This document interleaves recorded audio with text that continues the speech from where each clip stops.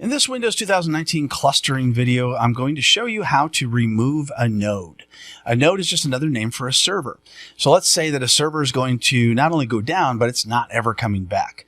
If a server is going down and coming back right up, you don't necessarily want to do this. You only want to do this if you're ready to retire a node, which is also known as a server. So if I click on nodes, we see file server 1 and file server 2. So we know that under roles, we have the DHCP role.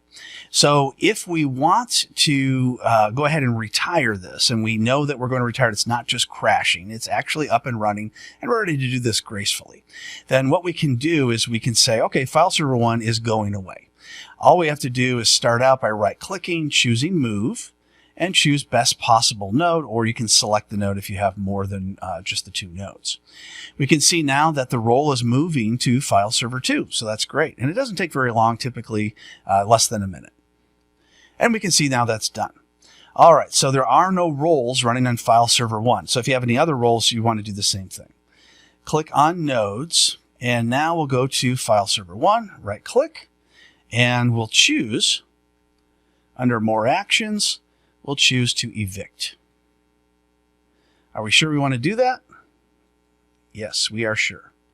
File server 1 is getting evicted right now.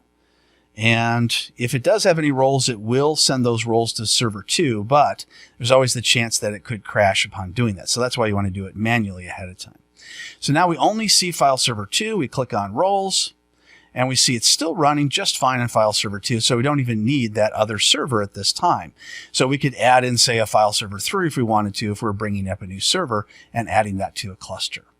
So that's how you remove a node in a Windows 2019 server cluster, and it also works in older versions as well.